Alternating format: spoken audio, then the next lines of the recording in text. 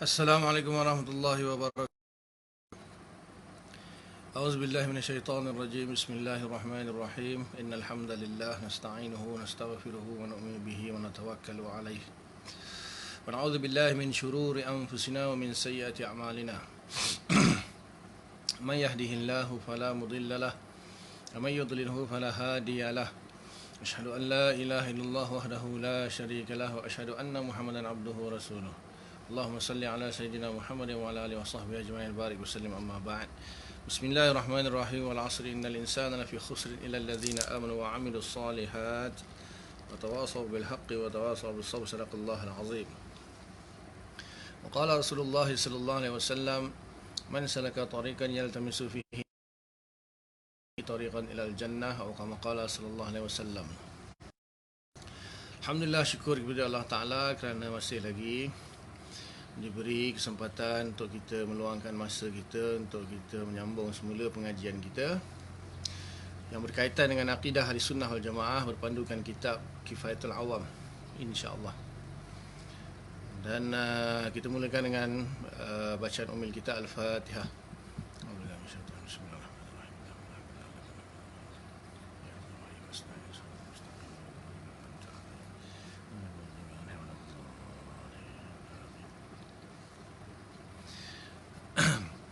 Jadi Sabtu dan Ahad tu saya ada kuliah biasalah. Jadi memang kadang-kadang ada Sabtu dan Ahad saya ada kuliah online juga waktu yang sama. Jadi kita tak adalah cuti lah. So itu juga bagi peluang yang belum dengar habis-habis dan dengar semua sekali kuliah, boleh gunakan masa untuk dengar kuliah-kuliah yang lepas lah. Biasanya, tapi ada juga kadang-kadang Sabtu yang kosong ataupun Ahad yang kosong. InsyaAllah pagi ini sambung sifat Allah Ta'ala yang ke-9. As-sifatut tasi'atu al-wajibatu lahu ta'ala al-ilmu. Sifat yang ke-9 Ta'ala adalah ilmu. Wahuwa sifatun qadimatun qa'imatun ala. Dan dia iaitu ilmu adalah suatu sifat yang qadim, qa'imatun bizati ta'ala, yang berada pada zat Allah Ta'ala. Mawjudatun, wujud, yankashifu bihal ma'lum. Yankashifu bihal ma'lum, di sini tersingkap dengan ilmu, sifat ilmu tersebut, al-ma'lum, segala perkara yang diketahui. Inkishafan ala wajhil ihad, singkapan atas wajah atau gambaran ihad. Ihad tu meliputi ataupun liputan, meliputi lah. Sebab tu kadang-kadang walaupun dia masdar, kadang-kadang bahasa Melayu kita tak cukup untuk menterjemahkan. Jadi walaupun al-ihatah tu bentuk dia bentuk masdar, tapi kita terjemah dalam bentuk fa'il pun tak ada masalah. Sebab lazim lah, kalau sebab masdar tu ma dalla ala, masdar tu, maksud masdar tu ma dalla alal hadas ma yang menunjukkan kepada hadas, kejadian ataupun fa'il, perbuatan lah. Kalau hadas itu lebih umum daripada fa'il. Jadi bila dia madalla, sesuatu lafaz yang menunjukkan satu kejadian, maka kita zikrul madlul tak ada masalah. Jadi ihatah maknanya liputan. Kalau kita terjemah meliputi pun tak ada masalah. Inkishafan, singkapan. Kalau kita terjemah tersingkap atau kita terjemah menyingkapi, tak ada masalah, itu lazim. Betul, itu lazim malzum. Ya, ada setengah tu nak terjemah sebiji juga, akhirnya kita dengar tak faham apa dia ni bahasa Melayu. Secara bahasa Melayunya kita tak pernah dengar susunan pelik. Sebab apa nak singkap, nak terjemah sebiji masdar, nak diterjemah masdar. Kalau bukan masdar, ni nak terjemah ismi juga. Tak apalah, itu terpulanglah kepada kan ulama. Tapi saya terjemah ikut orang Melayu faham. Sebab kita nak menyampaikan akidah. Kita nak orang faham akidah, tunaikan kewajipan dia memahami akidah. Lepas dia dah selesai benda tu, masuk tahap yang kedua, dia ingin mendalami, dia mula kenapa ini diterjemahkan begini, yang mengaji lain lah. Tengok kepada siapa kita berbicara. Kallimin nasa biqadri uqulihim. Cakap dengan manusia ni berkadar dengan akal dia. Kita nak sebiji sebut susah. Kita jangan menyusahkan orang. Yassiru wala tu'assiru. Mudahkan, jangan kamu menyusahkan.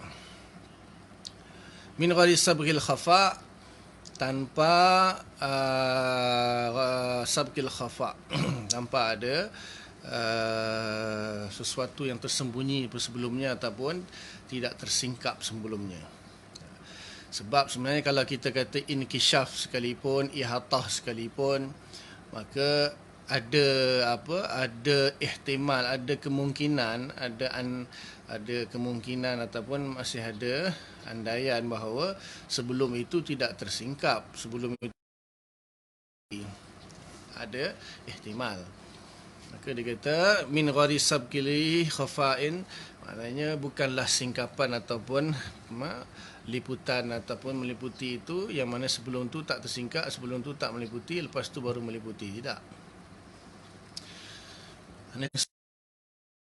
Dah tahulah. Tu dia. Macam mana nak cakap pun tak tahulah. Ilmu Allah tidak didahului oleh kejahilan. Ilmu Allah tidak didahului oleh kejahilan, maknanya Allah Ta'ala mengetahui secara qadim. Maknanya tidak ada pertambahan ilmu Allah, tidak ada pengurangan ilmu Allah, dan tidak ada perubahan ilmu Allah, tidak ada. Bila qadim saja, maka dia tidak ada penambahan, tidak ada pengurangan, tidak ada perubahan. Itu namanya qadim. Jadi ilmu Allah tak bertambah, tak berkurang dan tidak berubah-ubah. Kita tahu sebelum tu, kita tak tahu lepas tu kita tak tahu. Itu memanglah sifat manusia, itu ilmu yang dipanggil. Sebab tu ilmu Allah dipanggil sifat yang qadim. Kalau ilmu kita dipanggil arad ataupun sifat yang hadis, benda baru. Jadi kita tahu, kita tak tahu. Mula-mula kita tahu, lepas tu kita tak tahu, lepas tu kita tahu balik, kita tak tahu, macam-macam. Kita lupalah, kita apa lagi, hilang ingatan dan sebagainya. Jadi itu makna ilmu. Jadi ulama memilih untuk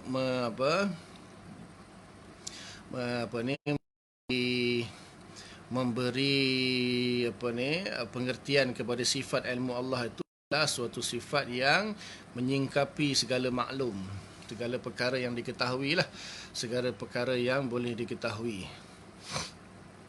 Ala wajhil ihatah, meliputi segala-galanya, min ghairi sabqin khafa, yang tidak didahului oleh kejahilan ataupun tersembunyi, maksudnya kejahilan lah.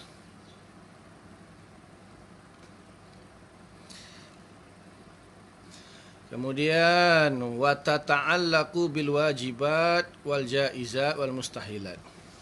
Dan sifat ilmu Allah itu berhubungan dengan segala perkara yang wajib, segala perkara yang jaiz dan segala perkara yang mustahil. Jadi perkara yang wajib ini maksudnya sama ada dia wujud atau wajib adam. Kemudian jaizat pun sama, jaiz wujud, jaiz adam. Mustahilat pun sama, mustahil wujud, mustahil adam. Semua sekali diketahui oleh Allah Ta'ala.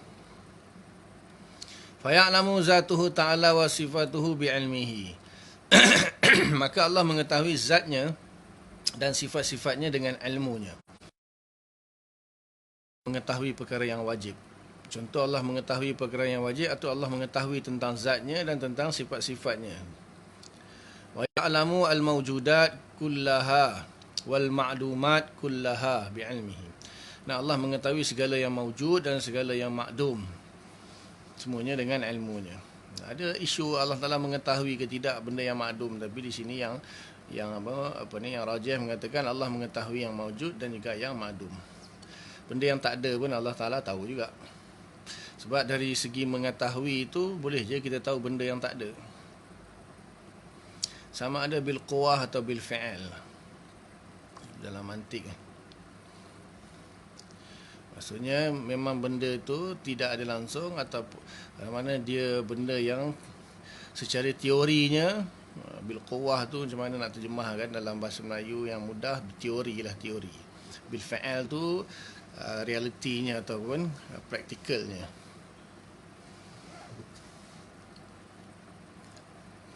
Contohnya benda yang makdum yang sekarang ni, contohnya mungkin ada orang yang masih bujang belum kahwin kan, maka dia tidak ada isteri.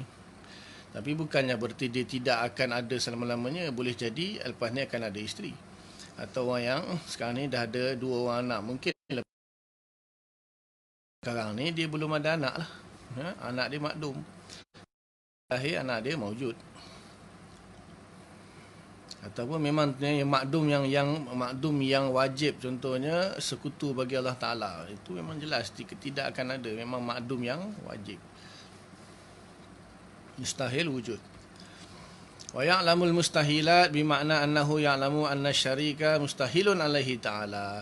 Dan juga Allah Taala mengetahui segala perkara yang mustahil, dengan makna sesungguhnya Allah Taala mengetahui sesungguhnya sekutu baginya itu mustahil. Tidak ada Tuhan selain Allah lah tahu.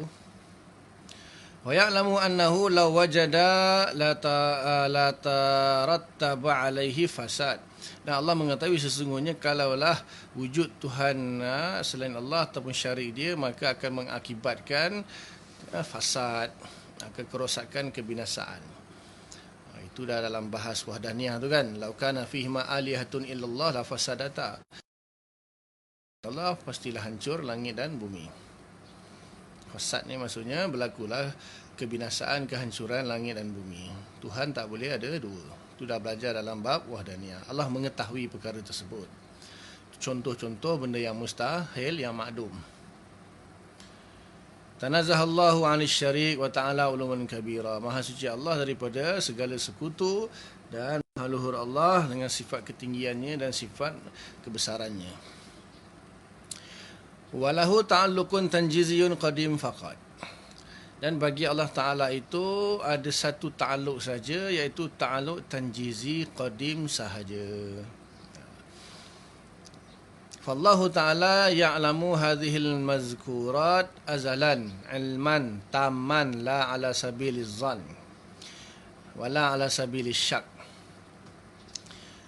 Maka Allah Ta'ala mengetahui semua yang dinyatakan ini sejak azali dengan ilmu yang sempurna, yang bukan dengan jalan zon. Zon ni maknanya hanya sekadar sangkaan sahaja. Wala ala sabili syak, dan bukan syak. Kita dah belajar zon, sangkaan yang kuat tapi tak sampai ilmu, tak sampai yakin 100%. Syak ni 50-50. Li'anna zon wa syak mustahilani alaihi ta'ala. Kerana zon, sangkaan yang kuat itu ataupun ragu-ragu itu mustahil bagi Allah Ta'ala. Wa makna qauluhum, adapun makna perkataan ulama, min ghairi sabqi khafa, iaitu tadi yang dalam tadilah, ibarat tadi dia kata min ghairi sabqi khafa'in, tanpa didahului oleh khafa, tersembunyi. Annahu Ta'ala ya'lamul asya' azalan, iaitu Allah Ta'ala mengetahui sejak azali. Maknanya bukan sebelum tu tak tahu, lepas tu tahu. Walaisallahu Ta'ala kana yajhaluha, bukanlah Allah Ta'ala jahil, summa alimaha, kemudian barulah Allah mengetahui. Tanazzaha subhanahu wa ta'ala an zalik, maha suci Allah daripada yang demikian itu. Wa ammal hadis, adapun perkara yang baru, fayajhalu syai'a summa ya'lamuhu, kalau kita jahil kemudian kita mengetahui sesuatu. Walaisa li ilmin ta'alluqun suluhiyun, tidak ada bagi ilmu ta'alluq suluhi, bermakna dengan makna annahu salihun li an yankashifa bihi kadza, dengan makna bahawa ada kemampuan untuk menyingkapi dengannya perkara ini. Li'ana perkara yang apa sajalah. Li'annahu yaqtadi anna kadza lam yankashif bil fa'il, kerana itu menunjukkan bahawa sesungguhnya perkara itu belum lagi tersingkap secara praktikalnya. Wa adamul inkishafihi bi ilmi jahlun, tidak tersingkapnya dengan ilmu berarti jahil. Tanazzahallahu ta'ala anhu, maka maha suci Allah daripada yang demikian itu. Okey. Dia mudah aja, sifat ilmu ni tak ada banyak isu sangat. Tapi khilaf yang dhaif lah. Jadi adakah Allah Taala itu ada ta'alluq dengan ta'alluq suluhi, maknanya suluh satu kemampuan untuk mengetahui. Kalau dari ilmu lah, kemampuan untuk tersingkapnya sesuatu, untuk ihatahnya sesuatu. Jadi nak buat apa suluhi, sebab semua dah tahu. Bila semua dah tahu, maka tak perlu suluhi. Cuma ada ulama mengatakan macam ni. Contohnya hari ini hari Isnin kan. Hari ini hari Isnin.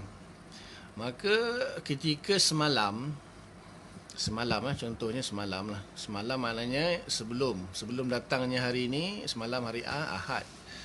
Dan besok hari Selasa. Hari ini hari Isnin, semalam hari Ahad, besok hari Selasa kan. Contohnya semalam. Semalam kita kan sudah mengetahui bahawa hari ini, besoknya maknanya hari ini akan jadi hari Isnin. Kan? Dan hari ini, sekarang ini kita mengetahui hari ini hari Isnin. Dan besok hari Selasa, besok kita pun ketahui bahawa semalam hari Isnin. Maknanya sebelum, semasa dan selepas. Maknanya sebelum benda kita sudah mengetahui. Maknanya bukan saja semalam, sebelum ni lah, semenjak kita boleh itu kita dah tahu dah. Kan? Mana benda yang akan datang. Benda yang akan datang itu ada benda yang pasti yang kita mengetahuinya. Selagi tak kiamat lah, atau selagi kita tak mati kan. Jadi dan contohnya besok hari Selasa. Belum lagi hari Selasa. Kita dah tahu dah besok hari Selasa. Confirm punya besok hari Selasa, tak mungkin besok hari Khamis. Besok hari Selasa. Dan ketika nanti besok bila dah masuk ke hari Selasa, kita pun mengetahui hari-hari yang kita berada tu hari Selasa.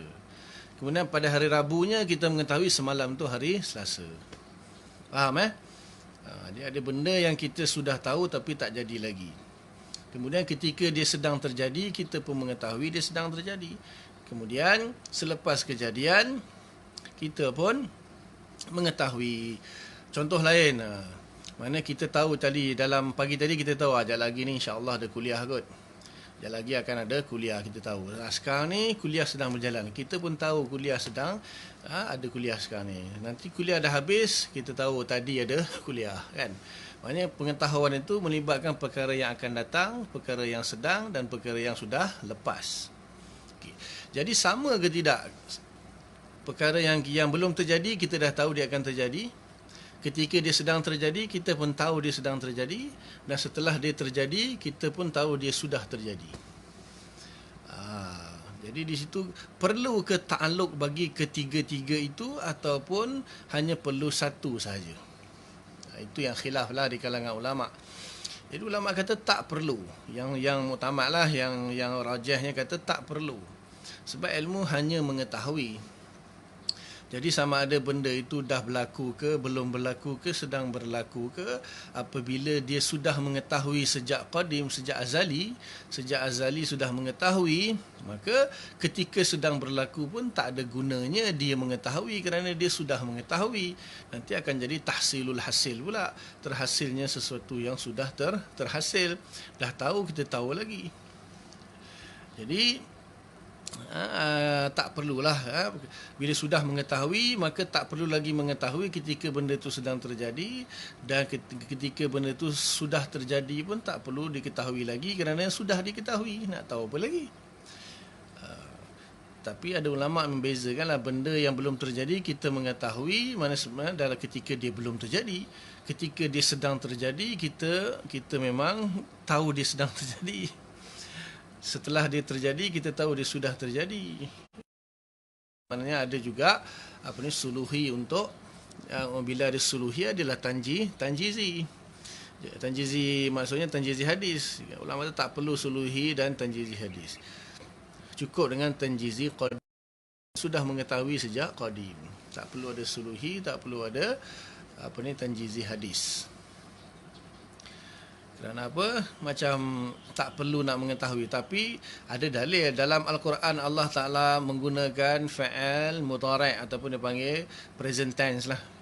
Kalau kita belajar bahasa atau grammar, dia ada fa'al madhi, fa'al mudhari' dengan fa'al fa'al mudhari' ni ada dua lah. Satu bermakna hal, satu bermakna mustaqbal, maksudnya akan datang.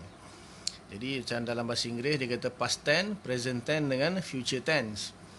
Jadi benda yang kita kata kerja yang dah berlaku, kata kerja yang sedang berlaku dan yang akan berlaku. Jadi Allah Ta'ala kalau sudah mengetahui, mesti Allah Ta'ala gunakan fa'al madhi ataupun past tense, maknanya alimallahu. Kadang-kadang Allah menggunakan ya'lamu. Ya'lamu tu maksudnya sedang mengetahui ataupun akan mengetahui. Jadi di situ bukanlah ulama kata, bukanlah Allah nak bagi tahu bahawa Allah sedang mengetahui yang menunjukkan sebelum tu tak tahu, ataupun Allah mengetahui akan mengetahui yang menunjukkan dia belum lagi tahu. Tidak. Itu hanya mengizharkan. Itu zahirkan, menampakkan sahaja. Allah nak bagi tahu kat kita sahaja. Yang mana Allah tahu apa yang akan kita lakukan. Sudah tahulah tu. Dan Allah sedang mengetahui apa yang kita lakukan. Maknanya tak payahlah Allah bagi tahu dia sedang mengetahui. Dia sudah mengetahui pun. Jadi nak bagi tahu manusia lah. Manusia ni kadang-kadang lupa. Jadi bila dia sedang diperhatikan oleh Allah Ta'ala mengetahui apa yang dia buat, apa yang terlintas dalam hati dia.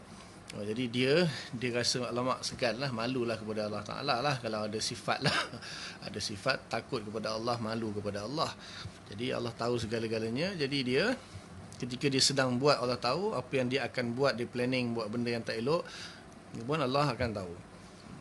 Jadi dia plan untuk nikah online pun mungkin Allah dah tahu dah sekarang ni. Ada orang dah mula plan dah sekarang ni nak nikah online. So jaga-jaga. Kalau tengok lain macam je pakai baju Melayu, lepas tu pun mungkin ada salah tiba-tiba Melayu ni nikah online lah tu kot. Jadi yang rajih mengatakan ta'alluq ilmu Allah hanya tanjizi qadim. Maksudnya Allah sudah mengetahui segala sesuatu sejak qadim, maka tidak perlulah suluhi qadim. Dan Allah Ta'ala mengetahui segala kulliyat, juz'iyat dan sebagainya lah. Itu tambahannya lah. Maknanya sama dalam berbentuk kulli, dalam bentuk ada satu penambahan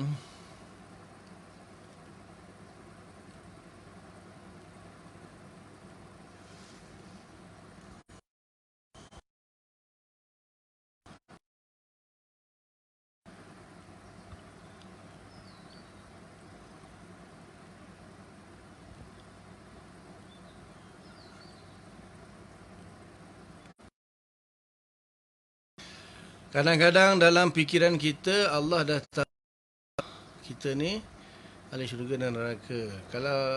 Kalau ahli neraka katalah kadang-kadang terfikir tak ada makna beribadat, sedangkan kita tahu pun kesudahan kita, sedangkan kita tak tahu pun kesudahan kita. Macam mana nak tolak lintasan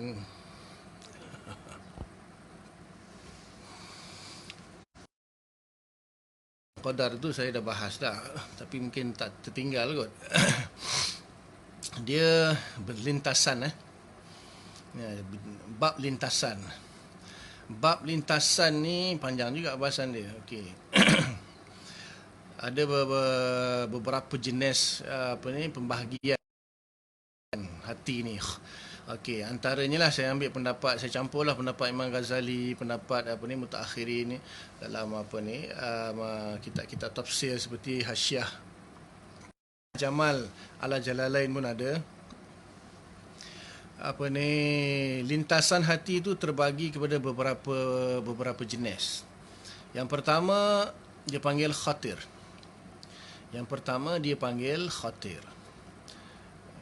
Khatir ni lintasan yang datang lepas tu hilang. Dia datang lepas tu hilang sekejap. Kemudian yang kedua dia panggil hajiz. Hajiz. Hajiz ni dia datang lama sikit, dia duduk di situ. Lama sikit lah. Lepas tu dia hilang. Yang ketiga dia panggil hadisun nafs. Hadisun nafs ni dia layan. Lintasan tu datang macam tadilah, dia layan lah. Dia layan benda tu. Dia layan dia panggil hadisun nafs. Maksudnya lintasan tu dia duk layan lintasan tu, bermainlah di situ dalam hati dia. Dia panggil hadisun nafs. Okey. Empat, ham ataupun niat. Dipanggil ham ataupun niat. Maka timbul keinginan lah. Timbul niat. Niat faham kot. Timbul. Kemudian yang kelima, azam ataupun tekad. Tekad dalam hati. Yang pertama, contohlah saya bagi contoh. Contoh yang pertama, bila dia dapat tahu adanya nikah online, maka terlintas dalam hati dia, nak nikah online lah. Itu hilang. Itu khatir. Ataupun terlintas hati dia, lama dia fikir, lepas tu hilang. Itu hajiz. Kemudian yang ketiga, hadis sunat datang, bermain-main dalam hati dia. Nikah online kot, dengan siapa aku nak nikah online ni? Kalau aku nak nikah online nanti kan, yang pasangan aku tu nak ke tak nak? Macam mana aku nak terangkan ya? Perlu ke dah? Main dalam hati ya. Itu hadis sunat nikah online. Contoh. Kemudian niat, timbul niat dah. Memang dia dah berniat, aku akan nikah online. Dah pasang niat dah. Yang kelima, azam, tekad. Dia memang dah tekad, dia pun pergi register, telefon Berjais, telefon Jawi, telefon jurunia, jabatan saya nak nikah online ni, macam mana cara dia nak isi borang ke, berisi borang online. Itu dah tekad lah. Maknanya tunggu masa nak laksanakan sajalah. Faham Jadi ulama' kata nombor 1, nombor 2 dengan nombor 3, iaitu khatir, hajiz dan sama ada yang kita lihat yang terlintas dalam hati itu baik atau buruk, maka tidak memberi kesan. Maksudnya tidak diberi pahala, yang buruk tidak diberi dosa. Yang baik tak diberi pahala, yang buruk tak diberi dosa. Okey. Bila masuk kepada bab yang keempat, iaitu niat atau ham ataupun niat. Ini ada hadis Nabi lah. Bi hasanatin ataupun man hamma bi sayyiatin. Jadi adalah hadis Nabi, Sahih Muslim ada. Jadi kalau peringkat niat, kalau yang baik diberi pahala. Yang baik diberi pahala, yang buruk tak diberi dosa. Niat yang buruk tak ada dosa. Niat yang buruk tak ada dosa. Kemudian kalau niat yang baik diberi pahala walaupun belum buat. Cuma nikah online ni baik ke tak baik, itu nanti. Contoh je. Kemudian yang kelima, azam. Azam ini yang baik dapat pahala walaupun belum buat, dan yang buruk pun dapat dosa. Jadi kalaulah lintasan-lintasan itu berkaitan dengan akidah misalnya. Berkaitan dengan akidah. Jadi kalau berkaitan dengan akidah itu, dia tak perlu kepada praktikal kan, tak perlu kepada pelaksanaan. Contohnya memang dah nekat dalam dirinya bahawa Tuhan itu tak ada. Contohlah misal, dia dah tekad dah, itu kufur. Itu kufur. Kalau maksudnya dia dah betul-betul tasdik dia bahawa Tuhan ni tak ada lah. Tapi kalau dia ragu-ragu, datang lintasan-lintasan khatir, haji, Tuhan ni ada, Ataupun buat apa Allah Ta'ala dah takdir soalan tadi kan, Allah dah takdirkan aku ni ahli neraka, buat apa aku nak ibadat lagi. Lintasan-lintasan macam tu semua kalau khatir, hadis sunnah tak dikira. Jangan sampai kalau niat dah pun, dah niat tak nak ibadat lah, dia niat je aku tak nak ibadat lepas ni. Tapi satu persoalan dia, macam mana dia tahu dia ni ahli neraka? Jangan ahli syurga pun tak payah. Kalau kita tahu kita ni ahli syurga ke, kita tahu ni ahli neraka ke, tak perlu ibadah pun. Sebab kalau dah kita ni ahli neraka, buat apa kita nak ibadah? Dan juga kalau kita ni ahli syurga pun, buat apa nak ibadah? Kan dah tahu dah ni ahli neraka, lagilah tak payah buat ibadah. Kalau kita dah tahu kita ni ahli syurga pun tak perlu buat ibadah juga kan. Cuma kita tak tahu, Allah saja yang tahu. Memang itulah kebijaksanaan Allah. Pernah orang kafir persoalkan benda ni dalam Al-Quran, saya tak ingat ayat dia. Maka Allah jawab, engkau orang tahu ke apa yang aku takdir? Orang kafir petikai kan? Orang kafir kata, kalau Allah berkehendak untuk kami jadi beriman, kami pastilah beriman. Kalau dia berkehendak untuk kami akan jadi kafir lah. Betul, Allah jawab balik, engkau tahu ke kehendak aku engkau ni beriman ke tidak? Mungkin hari ni engkau kafir, besok mungkin boleh beriman. Kafir, minggu depan kau boleh beriman. Itu kehendak aku. Kau tahu ke kehendak aku apa? Manusia tak tahu kehendak Allah. Kita tak boleh tahu, kita tak boleh apa? Tak boleh kata aku ni ahli syurga lah. Aku ni ahli neraka lah. Kita mana tahu? Kita tak tahu. Jadi oleh kerana kita tak tahu itulah kita disuruh berusaha. Jadi kalau ada lintasan-lintasan yang datang itu, kalau sekadar 3 lintasan tu tak payah, tak ada apa-apalah. Cuma kalau masuk yang kelima ni lah, yang kelima ni sampai azam, cepat-cepatlah kita bertaubat, beristighfar, betulkan balik. Itu memang kena syahadah balik lah. Kalau yang sampai tahap azam tekad tu, itu kena syahadah balik. Kalau berkaitan dengan akidah, kalau berkaitan dengan fiqah, selagi tak buat tak apa. Tapi istighfar lah sebab dah azam. Punca dia, ada ayat-ayat Quran yang mengatakan bahawa amalan hati itu, fa'lul qalbi itu diseksa. Inna ba'da zanni ismun, kan? Allah Ta'ala, walakin yu'azabu ma fi qulubikum. Ada beberapa ayat Quran yang menunjukkan hati itu, lintasan hati itu diseksa. Ayat-ayat mengatakan tidak diseksa. Punca dia itulah turun ayat tu, lillahi ma fi samawati wa fil ardi wa in anfusikum aw tukhfuhu yuhasibkum bihillah. Jika kamu tampakkan, tubdu kan, aw tukhfuhu, atau kamu sembunyikan, yuhasibkum bihillah, Allah akan hisap. Jadi sahabat dengar ayat ni turun, dia orang tak boleh kata, ya Rasulullah ni beratlah macam ni. Dalam hati terlintas pun, kalau kami sembunyi pun akan dihisap. Masalah macam ni, sebab hati tak boleh nak dikawal. Mata boleh tutup lagi, boleh pejam. Telinga boleh tutup lagi, mulut boleh tutup lagi. Hati nak tutup macam mana? Nak mana ada switch on off. Hati mesti akan terlintas, tak boleh nak kita halang dia.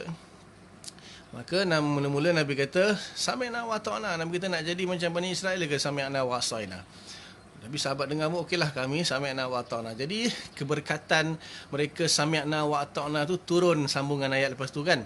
Amana rasul bima unzila min rabbih wal mu'minun kullun amana billahi wa malaikatihi wa kutubihi wa rusulihi. Kemudian sambungan dia, laha ma kasabat wa 'alaiha maktasabat. Maka ayat tu mengatakan bahawa hanya apa yang kamu kerjakan yang baik saja akan diberi ganjaran, begitu juga yang kamu kerjakan yang keburukan pun akan dibalas. Maksudnya sekadar lintasan hati tak akan memberi kesan. Tetapi tak semualah. Maknanya itu yang ayat itu memansuhkan lintasan yang 2 ke 3 itu saja. Kalau niat ada dia punya tafsir dia dalam hadis, niat yang baik dapat pahala, niat yang buruk tak dapat dosa. Kemudian azam tekad, itulah ayat-ayat Al-Quran yang mana yang mengatakan diazab kerana perbuatan hati ataupun sangkaan yang buruk seperti hasad, dengki, ataupun sangka buruk, cinta dunia dan sebagainya, sombong dan sebagainya, itu memang diseksa. Itu perincian je lah dalam bab lintasan hati ni. Itu dalam tasawuf sebenarnya. Jadi kat mana kita? Jadi selesailah ta'aluk sifat ilmu Allah Ta'ala. Jadi ta'aluk mudah ajalah. Ta'aluk sifat ilmu ni tak susah. Ta'aluk dia mudah sahaja. Cuma kita kena ingat Allah punya ta'alluq ilmu dia inkisyaf. Tetapi Allah mengajar ilmu, Allah memberi kita ilmu, itu bukan ta'alluq sifat ilmu. Contohnya Ar-Rahman 'allamal Quran, khalaqal insan 'allamal Quran kan. Allah Ta'ala kata, Allah Ta'ala tu 'allamal Quran. Allah Ta'ala 'allama tu mengajar. 'Allama tu mengajar, memberi ilmu lah kita kata. Mengajar tu maksudnya memberi ilmu. Begitu juga dalam Iqra kan, Iqra bismi rabbikal ladzi khalaqal insana min 'alaq, Iqra burukal akram allazi 'allama bil qalam. Allazi 'allama bil qalam. Allah Taala mengajar, memberi ilmu. Kemudian dalam ayat yang lain kan Allah kata yarfa'illahu allazina amanu minkum wallazina utul ilma darajat, yang diberi ilmu. Kan Allah Taala mengangkat darjat orang yang beriman dan darjat orang yang berilmu dengan beberapa darjat. Jadi Allah memberi ilmu. Jadi memberi ilmu itu bukan ta'alluq sifat ilmu. Ini kena ingat. Allah memberi ilmu bukan ta'alluq sifat ilmu. Allah memberi ilmu kepada manusia, kepada Nabi, kepada siapa saja yang diberi, itu ta'alluq sifat kudrah. Ta'alluq sifat kudrah, bukan ta'alluq sifat ilmu. Sama juga dengan nanti kaitan dia dengan sifat kalam. Sifat kalam Allah Ta'ala itu ta'alluq dalalah. Tetapi apabila Allah mentaujihkan kalam dia kepada Nabi Musa misalnya dan yang lain-lain, itu bukan ta'alluq sifat kalam. Itu nanti ada perbahasan panjang di situ. Adakah dia ta'alluq sifat kalam atau ta'alluq sifat kudrah? Kalau ilmu, pastilah ilmu Allah Ta'ala punya ta'alluq sifat ilmu untuk dia inkisyaf ihatah, untuk dia saja. Tapi untuk diberikan ilmu kepada manusia, itu bukan ta'alluq ilmu sifat Allah, itu ta'alluq sifat kudrah dan iradah. Nanti masuk sifat kalam, panjang bahasan dia.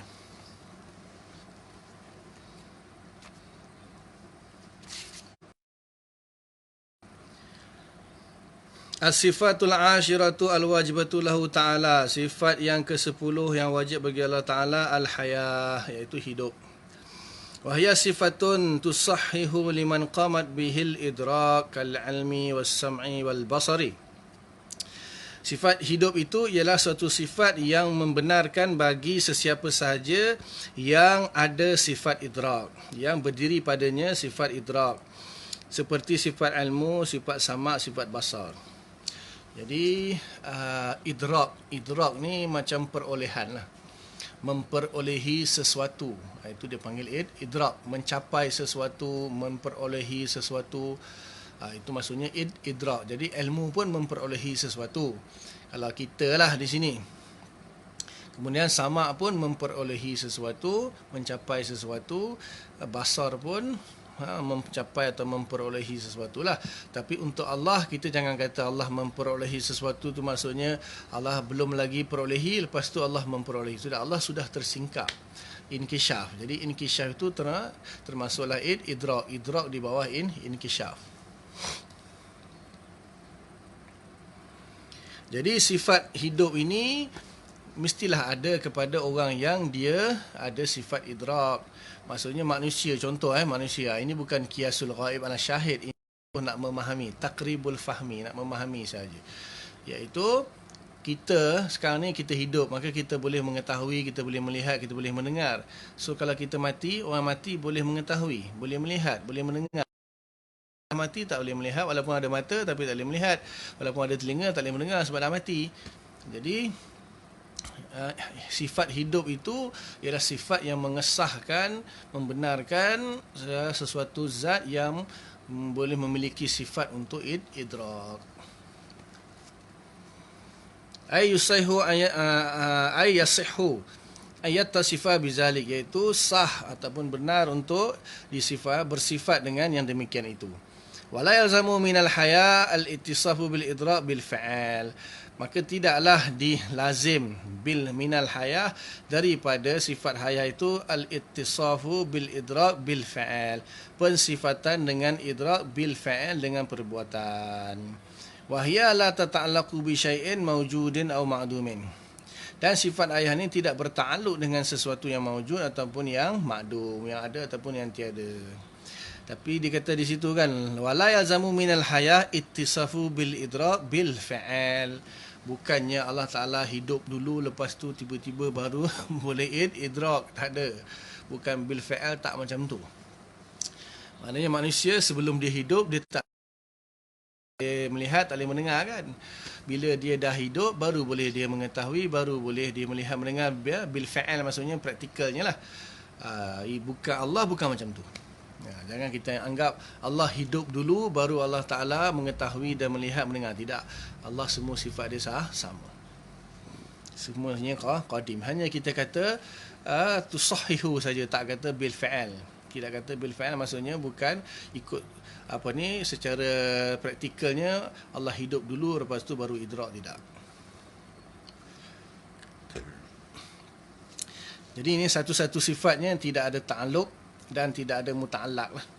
Tidak berta'alluq dengan mana-mana muta'allaq. Maujud ke, ma'dum ke, wajib ke, mustahil ke, harus ke, tak ada ta'alluq langsung. Satu-satu sifat yang tidak ada ta'alluq. Tapi tak adalah dia langsung tak ada fungsi. Tak ada fungsi. Yang dapat difahami oleh ulama, fungsi dia maknanya sifat tu lazim bagi zat yang ada sifat idrak seperti ilmu, sama, basar. Lazim. Bahkan kudrah iradah pun lazim juga bagi sifat hayah. Kalau tak ada hayah macam mana ada kudrah, macam mana ada iradah. Hanya lazim tapi tidak mendahului ataupun didahului. Okey. Dah 4 sifat dia beritahu, sifat kudrah, iradah, ilmu, hayah ni senang je. Okey, sekarang baru dia bagi tahu dah dalil. Kan wajib mengetahui dalil. Kan senang saja. Kita dah tahu dalil wujud, dalil qidam, dalil baqa, dalil mukhalafah lil hawadis, dalil qiyamuhu bi nafsi dengan dalil wahdaniyah. Jadi dalil wujud itu iaitu alam ini, wajah dalalah dia iaitu taghayyur ataupun hudus, barunya alam berubah-ubah. Kemudian qidam, baqa, mukhalafah lil hawadis, sama je dalil dia. Dalil dia kalaulah Allah Ta'ala tu tidak qidam, tidak baqa, tidak mukhalafah lil hawadis, maka dia hadis. Kalau dia hadis, mustahil kerana akan berlaku daur dan tasasul. 3, satu je dalil. Kemudian maksud sifat qiyamuhu bi nafsih tu, maknanya ada 2 lah dalil di situ. Satu, kalau Allah perlu kepada zat yang lain, dia adalah sifat. Kalau dia sifat, mustahil. Kerana dia sendiri bersifat dengan sifat-sifat ma'ani, maka mustahil dia adalah sifat, maka dia adalah zat. Itu dalil dia. Kemudian kalau Allah Ta'ala perlu kepada mukhassis, sama juga, iaitu hadis. Maka dalil wahda qiyamuhu bi nafsih, salah satu itu hadis juga. Dalil hadis. Kemudian wahdaniyah tu dah bagi tahulah ada pecahan tu kan. Ada pecahan. Kalaulah ada 2 Tuhan, maknanya akanlah hancur binasalah alam ini. Kemudian sifat kudrah, iradah, ilmu, hayah, 4 ni satu pun dalil kita wajib belajar ni tak banyak pun. Yang Wahabi duk bising-bising tu tak. Wad dalilu ala wujubil qudrah wal iradah wal ilmi wal hayah wujud hazihil makhluqat. Wujudnya makhluk-makhluk ini sama dengan dalil sifat wujud. Sama. Jadi dalil bagi sifat kudrah, iradah, ilmu hayah iaitu wujudnya alam ini. Itu dalil dia. Maksudnya madlul dia kudrah, iradah, ilmu hayah campur sekali lah yang wujud, sifat wujud. Itu madlul dia. Dalil dia wujudnya makhluk ini. Cuma dalalah, wajah dalalah dia itu berbeza-beza lah. Wajah dalalah dia agak berbeza. Li'annahu law intafa syai'un min hazihil arba'ah, kerana sesungguhnya kalaulah ternafi sesuatu daripada 4 sifat ini, lama wajada makhlukun, maka pasti tidak akan wujud makhluk ini. Maksudnya kalau Allah tak ada kudrah, atau tak ada iradah, atau tak ada ilmu, atau tak ada hayah, atau tak ada 2, atau tak ada 3, atau tak ada semua, bahkan yang salah satu pun tak ada lah, maka tidak akan wujudlah alam ini. Falamma wajadat, dan tak kala wujudnya al-makhluqat, atau sambung falamma wajadatil makhluqat, kalaulah wujud tak kala wujudnya makhluk-makhluk ini, arafna annallaha ta'ala bihazihi sifat, maka kita mengetahui sesungguhnya Allah Ta'ala bersifat dengan sifat-sifat ini. Jadi bila alam ini wujud, kita tahu Allah lah yang menciptakan alam ini, maka yang nak menciptakan alam ini mestilah kena ada kudrah, mestilah kena ada iradah, mestilah kena ada ilmu, mesti kena ada hidup. Jadi pecahan dia satu-satu tu nanti diterangkanlah. Wa wajhu tawaqqufi wujudi hazihil makhluqat ala hazil arba'ah. Wajah bergantungnya kewujudan makhluk-makhluk ini pada sifat-sifat yang empat itu ialah, ini dia bagi tahu wajah-wajah dalalah dia. Annallazi yaf'alu syai'an, sesungguhnya yang melakukan sesuatu itu la yaf'aluhu illa iza kana aliman bil fi'li. Sesuatu yang orang nak melakukan sesuatu itu, maka dia mestilah melakukannya sekiranya dia ada ilmu mengenai perbuatan tersebut. Summa yuridul amrul lazi yaf'aluhu, kemudian dia menginginkan untuk melakukan perkara tersebut. Wa ba'da iradatihi, dan setelah keinginannya, yubashiru fi'lahu bi qudratihi, maka dia melaksanakanlah perbuatan tersebut dengan kudrahnya, dengan kekuatannya. Contohlah, dia tak tahu sebelum ni ada nikah online, dia tak tahu. Contoh mudah, contoh senang ingat. Lepas tu sekarang dia dah tahu adanya nikah online. Dia tahu. Kemudian timbullah keinginan untuk dia menikah online. Dan lepas tu dia kena melaksanakanlah. Dia kena pergilah berbuat. Kalau dia ingin saja takkan jadilah. Lepas dia laksanakan nikah online, barulah wujudnya isteri. Macam mana nak wujud isteri kalau dia tak tahu adanya nikah online, adanya tak timbul keinginan untuk nikah online dan dia tak pergi buat nikah online. Di zaman PKP ni lah contohnya kan. Maknanya ilmu dulu, lepas tu iradah, lepas tu kudrah. Dan ketiga-tiga sifat ini tak mungkin ada kalau dia tak hidup. Wa minal ma'lum annal fa'il la budda yakuna hayyan, dan yang nak melakukan semua itu tidak dapat tidak mestilah dia hidup. Wal ilmu wal iradah wal qudrah tusamma sifatit ta'thir li tawaqqufi ta'sir 'alaiha. Sifat ilmu, sifat iradah dan sifat kudrah dinamakan sifat ta'thir li tawaqqufi ta'sir 'alaiha, kerana ta'sir itu bergantung ke atasnya. Di sini dia masukkan ilmu pun ta'sir juga. Ilmu pun ta'sir juga. Secara tak langsung lah. Secara tak langsung ilmu itu ta'sir juga, memberi kesan juga. Pasal apa? Asalnya yang memberi kesan itu kudrah. Asalnya yang memberi kesan kudrah di dalam mewujudkan ataupun meniadakan. Dan kudrah pula bergantung ada, kalau tak ada keinginan, tidak ada ala penentuan macam mana nak kudrah buat. Kemudian iradah pun kalau tidak ada ilmu macam mana nak berkeinginan. Jadi dia saling ingat, ini hanya dipanggil tertib ta'akul. Bukannya Allah Ta'ala tu dia tahu dulu, lepas tu baru timbul keinginan, lepas tu baru dia buat. Tak ada. Sifat semua sama, qadim. Cuma ta'aluk dia tu saja. Ta'aluk yang mana yang qadim, yang mana yang tanjis, yang hadis lah. Lianna allazi yuridu syai'an wa yaqsiduhu la budda wa an yakuna aliman. Dan sesungguhnya orang yang menginginkan sesuatu itu, maka mestilah dia ada ilmu qabla qasdihi lahu, sebelum dia berkeinginan untuk melakukannya.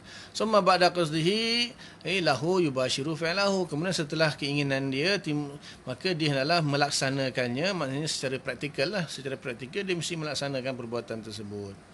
Masalah contohnya, iza kana syai'un fi baitika, sekiranya ada sesuatu dalam rumah kamu, aratta akhzahu, kamu ingin untuk mengambilnya, fa ilmuka sabiqun ala iradatika li akhzihi, maka ilmu kamu, pengetahuan kamu mendahului keinginan kamu untuk mengambilnya. Wa ba'da iradatika, dan setelah keinginan kamu akhzahu untuk mengambilnya, ta'khuzu bil fa'il, maka kamu ambil dengan perbuatan secara praktikal. Fata'alluqu hadhihi sifat ala tertib fi haqqil hadis. Adapun ta'alluq sifat-sifat ini atas susunan tadi, ilmu dulu, lepas tu hayah dulu, lepas tu ilmu, lepas tu baru iradah, lepas tu kudrah, ini adalah pada haknya hadis, iaitu makhluk atau perkara yang baru. Fa awalan yujidul ilma bi syai', Mula-mula dia mendapati ilmu, wujudnya ilmu tentang sesuatu itu, summa qasadahu, kemudian dia timbul keinginan, iradah, kemudian summa fa'alahu, dia melakukannya dengan kudrah. Wa amma fi haqqi ta'ala, adapun pada haknya Allah Ta'ala, fala tertiba fi sifatihi, tidak ada susunan pada sifat-sifat Allah, illa fit ta'aqqul, melainkan hanya pada ta'aqqul. Kita memahami sahaja macam tu, tapi realitinya sifat Allah semuanya qadim, tidak ada dahulu, tidak ada kemudian. Ta'alluq dia lah yang mungkin kemudian. Ta'alluq dia tanjizi hadis, tanjizi qadim dulu, baru tanjizi hadis. Suluhi qadim, tanjizi qadim, dan baru tanjizi hadis. Itu sebab tanjizi tak ada masalah. Ta'alluq tak ada masalah kalau ada susunan. Kerana ta'alluq itu pun amrun i'tibari. Amrun i'tibari dia bukan wujudi. Dia tidak qaim bizat, tidak qaim pada sifat. Dia yang tak boleh ni, benda yang qaim pada zat, qaim pada sifat, maksudnya ada pada zat, ada pada sifat tu dia berubah-ubah, itu yang tak boleh, sebab itu menafikan qadim. Jadi zat Allah qadim, sifat Allah yang ma'ani semuanya qadim, maka tidak boleh ada perubahan. Ta'alluq itu, sebab itulah ta'alluq itu bukan sifat yang qiyam pada sifat dan zat. Ta'alluq itu adalah amrun i'tibari, sifat idhafi sahaja pada sifat. Seperti mana yang diterangkan dalam bab ta'alluq. Tak kisahlah kalau menurut ta'alluq Allah suluhi dulu, kemudian tanjizi qadim, lepas tu tanjizi hadis, tak ada masalah. Fal awal tata'aqqalu annal ilma sabiqun summa iradah summa al-qudrah. Maka pertamanya akal akan memikirkan bahawa sesungguhnya ilmu dulu, lepas tu baru keinginan, lepas tu baru qudrah. Amma fit ta'thir wal kharij, adapun pada ta'thir wal kharij atau fil kharij, di alam nyata, fala tertiba fi sifatihi ta'ala, maksudnya tidak ada susunan bagi sifat Allah Ta'ala. Hakikatnya, realitinya tidak ada susunan bagi sifat Allah Ta'ala. Fala yuqalu ta'allaqal ilmu bil fi'li summa al iradatu summa al qudratu, maka tidak boleh dikatakan Allah tahu dulu, kemudian baru Allah berkeinginan, kemudian baru Allah melaksanakan. Tidak seperti itu. Lianna hazihi haqqil hadis, kerana ini adalah haknya sesuatu yang baru. Wa innama tertib bihasabi ta'alluqina faqat, hanya saja susunan itu diperkirakan dengan ta'aqulina faqat, akal kita sahaja yang memikirkan macam tu. Faham? Dah aja dia lepas ni dah mudah-mudah dah, tak susah.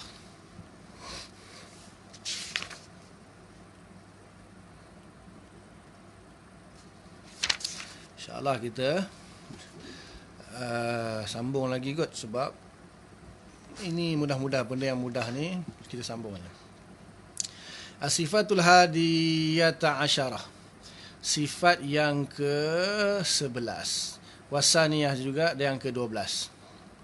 Wasaniyata asyarah maknanya sifat yang ke-11 dan sifat yang ke-12. Min sifatihi ta'ala, daripada sifat-sifat Allah Ta'ala, as-sam'u wal basaru, lihat dan dengar dan lihat. Secara bahasa lah, lihat dan dengar. Kalau ikut pada pendengar dan pelihat. Kalau ikut bahasa lughah, sama ada pendengaran, penglihatan, atau dengar atau lihat. Itu secara bahasa. Kalau secara makna sifat, saya lebih suka tak payah terjemah apa-apa. Sifat sama, sifat basar, selesai. Itu lagi senang. Jadi lazim daripada sama itu mendengar, lazim daripada basar itu melihat. Lazim dia. Bukan makna dia, bukan erti dia. Dia bagi yang tinggi-tinggi boleh lah. Ini bukan makna masdari, ini makna ismi. Jadi makna ismi tak boleh terjemah kepada mendengar. Mendengar itu lazim dia saja, bukan makna dia. Kalau makna dia tidak ada dalam bahasa Melayu, maka dibubuhlah satu, cipta perkataan baru, kata atau pendengar. Tak ada masalah, saya tak ada masalah bab tu, saya setuju. Cuma ada satu sudut yang lain lagi, ada kadang-kadang boleh menyebabkan orang awam keliru, ataupun boleh menimbulkan perbalahan, tak payah. Tapi orang yang pondok, orang nak beramal, saya pun okey je, tak ada masalah. Sebab kita faham kenapa dia terjemahkan tu, kita faham. Jadi cuma kita nak sampaikan kepada orang awam tu, kena ada cara. Kita tak kata salah kalau terjemahkan sama tu melihat, mendengar. Itu masalah. Bila kita kata salah, orang terkejut. Kita kata kita kena teranglah. Asbab as-sam'u itu dari segi lughah dia, dia adalah kalimah masdar. Dari segi bahasa, dari segi lughah, kalimah masdar.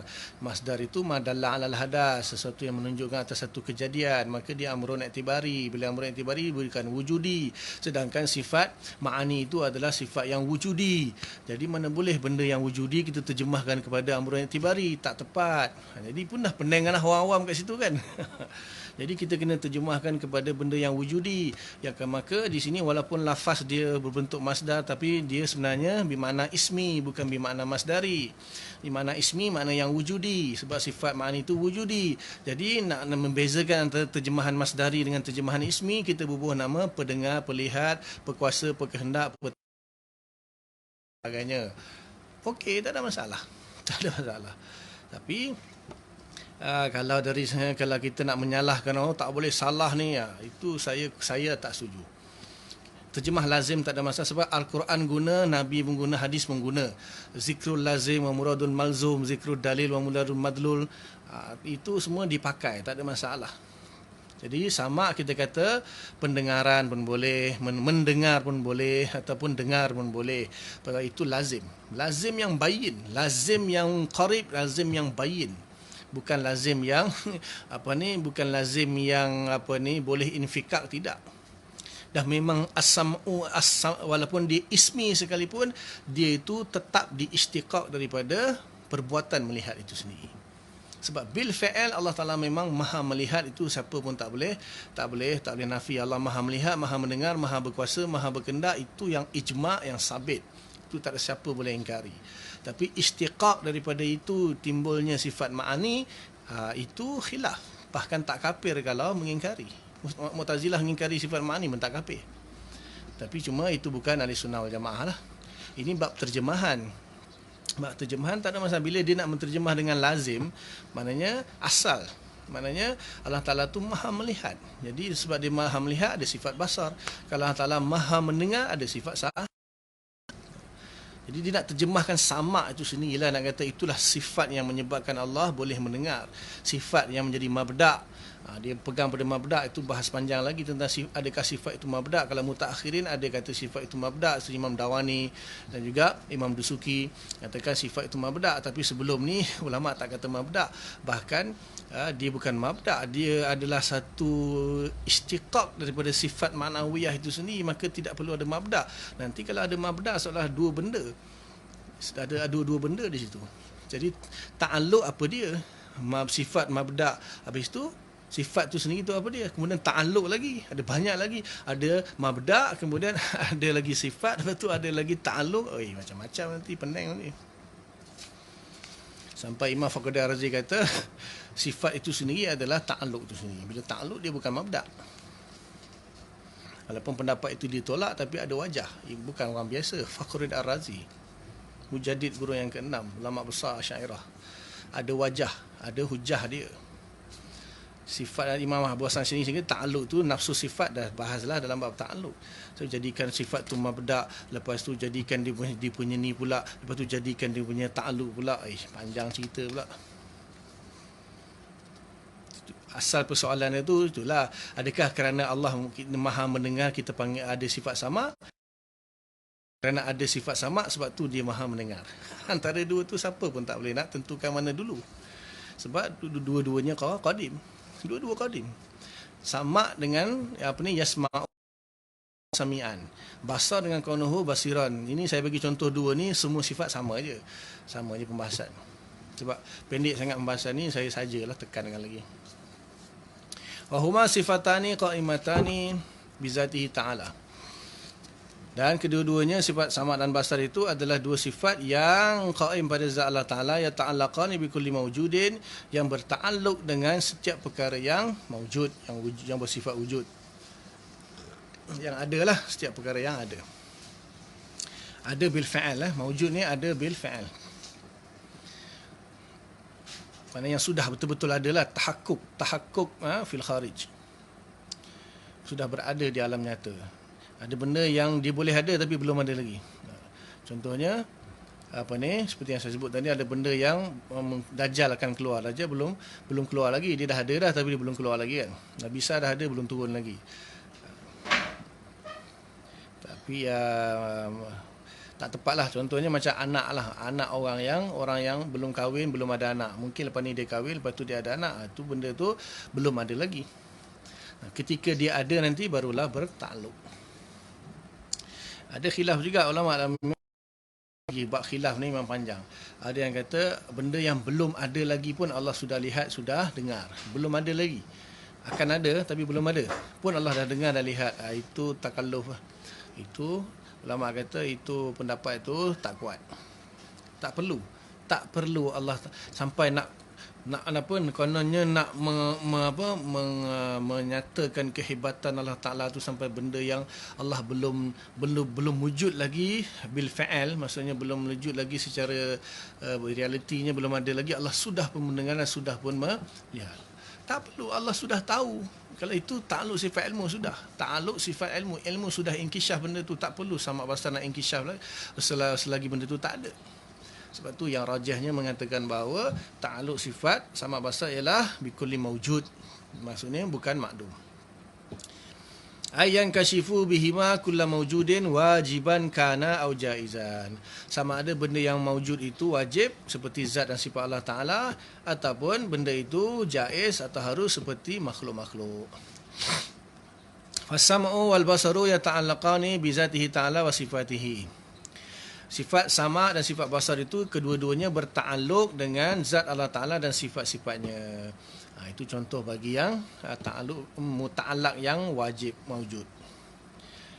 Ai anna zatahu ta'ala wa sifatuhu kashifatun lahu ta'ala bisam'ihi wa basarihi ziyadatan 'alal inkishafi bi'ilmihi. Jadi sesungguhnya, iaitu makna dia sesungguhnya zat Allah Taala itu dan sifat-sifatnya tersingkap bagi Allah Ta'ala dengan sifat samaknya dan sifat basarnya, tambahan atas singkapan sifat ilmu. Dia tiga-tiga ni inkishaf. Ilmu inkishaf, samak inkishaf, basar inkishaf. Cuma ketiga-tiganya berbeza. Inkishaf ilmu lain, inkishaf samak lain, inkishaf basar lain. Tapi tiga-tiganya inkishaf.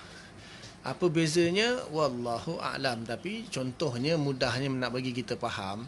Contohnya kita tahu wujudnya negara contohnya kita tahu wujudnya Mekah, wujudnya Kaabah. Kita tahu. Kita sudah tahu wujudnya Kaabah di Mekah. Itu tahu, itu ta'aluk inkishaf sifat ilmu. Kemudian bila kita pergi ke Mekah, kita tengok Kaabah, itu inkishaf basar. Tak sama kan? Kita mengetahui Kaabah tu wujud di Mekah. Mengetahui, kita tak tengok lagi, tak pergi lagi. Besok nanti kita pergi, kita tengok dengan mata kita Kaabah di Mekah. Itu inkishaf juga. Lain kan, tak sama inkishaf ilmu dengan inkishaf. Kalau yang mendengar ialah mendengar, kita tahu bahawa Musyari Rashid itu suaranya sedap. Kita tak dengar lagi. Kita hanya tahu bahawa Musyari Rashid itu suara dia sedap. Contohlah, kemudian kita dengar dia datang Malaysia itu, kita pun pergi tengok tu, dengar dia baca, ataupun dengar kaset, dengar itu lain lagi, inkishaf dia lain.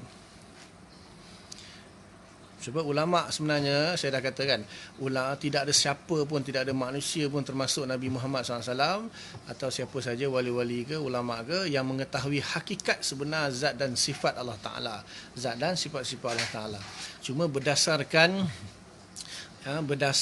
qarinah-qarinah yang tertentu, muta'allaq dia, maka disitulah ulama cuba mendefinisikan sifat Allah berdasarkan qarinah dan muta'allaq dia, alamat-alamat dia, tanda-tanda dia. Hakikat sebenar wallahu a'lam. Wa Zaidun wa Amrun wal haitu yasma'ullahu ta'ala zawatiha wa yubsiruha wa yasma'u sauta sahibis sauti wa yubsiruhu ay sauta. Jadi di sini dia kata Zaid, Umar dan Haid. Haid ni boleh jadi kebun ataupun boleh jadi dinding. Allah mendengar zatnya dan melihatnya, dan Allah mendengar suara orang, sesuatu yang memiliki suara, dan Allah melihat suara tersebut. Okey. Kalau kita Kita kan manusia mendengar bunyi, melihat warna atau bentuk kan. Kita hanya boleh melihat bentuk dan warna, dan kita hanya boleh mendengar bunyi. Sebaliknya tak boleh. Kita tak boleh mendengar bentuk dan warna, dan kita tak boleh melihat bunyi. Tetapi Allah Ta'ala dia melihat bunyi, mendengar bunyi. Dan Allah Ta'ala melihat bentuk dan warna dan mendengar bentuk dan warna. Pelik kan, mendengar bentuk warna atau melihat bunyi. Tapi itulah Allah Ta'ala, kata sebagian ulama'. Cuma dalam bab ni Imam Taftazani ada pendapat yang lain sikit, sebab Imam Taftazani muhakkik. Imam Taftazani muhakkik. Jadi Imam Taftazani kata yang Allah dengar ta'aluk sifat sama itu hanya masmu'at. Masmu'at ni benda-benda yang boleh didengar. Kalau sifat basar maknanya mabsarat ataupun mar'iyat, benda yang boleh dilihat. Itu beza ta'aluk dia. Tapi ulama kita kata Allah Ta'ala melihat bunyi, mendengar bunyi. Maknanya melihat bunyi ta'aluk dia punya inkisyaf dia lain, mendengar bunyi inkisyaf dia lain.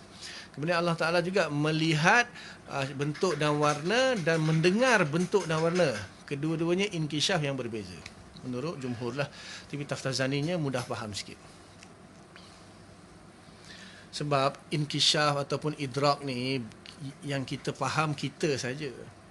Kita faham kita boleh melihat benda yang berbentuk, berwarna. Itu je yang kita nampak. Kita mana melihat bunyi kan.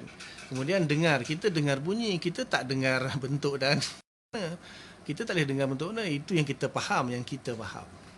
Tapi sebenarnya idrak, inkisyaf, ru'yah ini semua dia ada macam-macam tingkatan sebenarnya.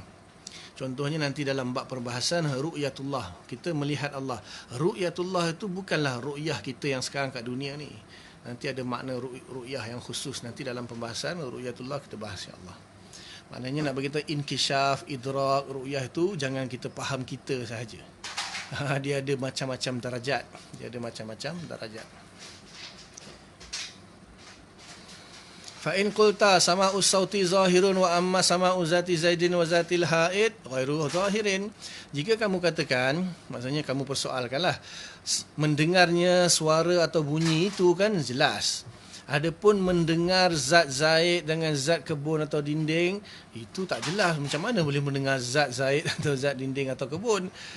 Wa kazalika ta'alluqul basar bil aswat, begitu juga ta'alluqnya melihat dengan bunyi. Lianna aswat tusma'u faqat, kerana bunyi itu, suara itu hanya didengar, tak dilihat. Qulna, kami jawab, kata musannaf lah, yajibu alaina al-imanu bi annahuma muta'alliqani bi kulli mawjudin. Kita wajib beriman bahawa sesungguhnya sifat sama' dan basar Allah Ta'ala itu kedua-duanya bertakluk dengan segala yang mawjud. Wa amma kaifiyatut adapun kaifiat ta'alluq itu memang majhul, tidak diketahui oleh kita. Fallahu ta'ala yasma'u zata zaidin wala na'rifu kaifiyata ta'alluqis sam'i biha. Allah Ta'ala mendengar zat Zaid, tetapi kita tidak mengetahui kaifiat ta'alluqnya sifat sama dengan zat Zaid.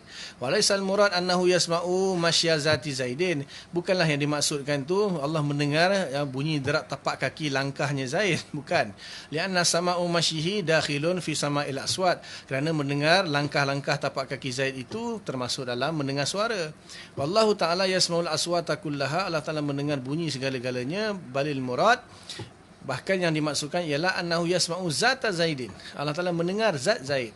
Wa jusatahu, dan kegemukannya Zaid. Wa ziyadatan ala sama'il masyihi, masalan tambahan kepada mendengarnya langkah-langkah Zaid. Lakinna la na'rifu kaifiyata ta'alluqi sama'illahi ta'ala binafsi zat. Akan tetapi kita tidak mengetahui kaifiat ta'alluqnya sifat sama Allah dengan zat-zat. Wahaza ma kullifa bihi syakhsu, inilah apa yang ditaklifkan dengannya oleh seseorang itu, min zakarin wa unsa, daripada seorang lelaki dan perempuan. Wa billahi taufik, mudah-mudahan Allah Taala memberi taufik. Cukup kita beriman saja. Kita tidak mengetahui. Satu lagi saya nak tambah di sini, saya lupa itu nak bagi tahu. Saya nak beritahu bahawa bila kita kata sifat kudrah, iradah dan sebagainya itu termasuklah sama' basar itu kan, ta'alluq dia dengan benda yang mawjud. Ta'alluq dengan benda yang mawjud. Jadi benda yang maujud di sini maksud dia termasuklah benda yang mutlaqus subut. Mutlaqus subut ataupun tahakkuk fi nafsil amri. Jadi kalau kita faham bila Allah Ta'ala contohnya kudrah, ijad kan. Bila Allah Ta'ala ijad maksudnya mengijadkan, mengadakan. Jadi mengadakan benda itu akan jadi maujud. Begitu juga samak basar Allah bertakluk dengan benda yang maujud. Persoalan timbul bagaimana dengan hal amrun i'tibari? Bagaimana dengan hal dan amrun i'tibari? Hal dan amrun i'tibari ini benda yang tidak sampai kepada martabat wujud dan juga tidak makdum. Dia wasitah tengah-tengah di antara maujud dan makdum. Itu kan saya dah beritahu dulu, nanti akhir sekali pun ada pembahasan juga. Ini saya tertinggal lagi tu nak beritahu, lupa. Jadi sifat kudrah Allah Ta'ala bertakluk juga dengan hal dan amrun i'tibari. Jadi ada setengah orang kata kudrah Allah tidak bertakluk dengan amrun i'tibari sebab benda itu tak wujud. Sebab kudrah itu kan mengijad, mewujudkan. Jadi saya baca dalam Hasyiah Al-Anbabi, dia ada Hasyiah Al-Anbabi, Imam Al-Anbabi Anbabi. Dia buat hasyiah, dalam hasyiah tu bersama dengan Hasyiah Ajhuri dalam kitab syarah Imam Bajuri ataupun hasyiah jugalah. Imam Bajuri ala matan Ummul Barahin. Imam Bajuri ada buat syarah dan hasyiah ala matan Ummul Barahin Imam Sanusi. Kemudian dalam kitab tu dia ada sandarkan lagi hasyiah Imam Ajhuri dengan hasyiah Imam Al-Anbabi. Jadi bertakluk juga dengan amrun i'tibari. Dalam hasyiah Bajuri di sini pun dia sebut bahawa ta'alluq sifat kudrah tu, ijad itu termasuklah isbat. Maksudnya mengijadkan benda yang mawujud dan mengisbatkan hal dan amrun i'tibari, kerana itu benda yang subuti bukan wujudi. Jadi Allah mewujudkan benda yang wujudi iaitu mawujud, Allah juga mengisbatkan benda yang subuti seperti hal dan amrun i'tibari. Itu juga Allah melihat dan mendengar benda yang subuti, iaitu termasuk Allah melihat dan mendengar hal dan amrun i'tibari. Faham bagi yang faham lah. Sikit lagi, wad dalilu ala sam'i wal basari. Dalil bagi samak dan basar qauluhu ta'ala innallaha sami'un basir. Sesungguhnya Allah Ta'ala Maha mendengar lagi Maha melihat. Wa'lam anna ta'alluq as-sam'i wal basari binisbati lil hawadis ta'alluqiyun qadimun qabla wujudiha.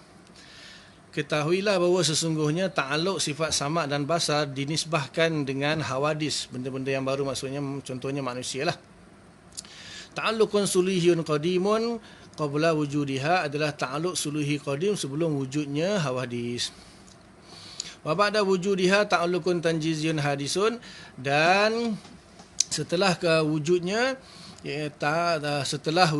maka ta'alluq tanjizi hadis. Ai annaha ba'da wujudiha munkashifatun lahu ta'ala bisamihi wa basarihi ziyadatan 'alal inkishafil ilmi falahuma ta'alluqani.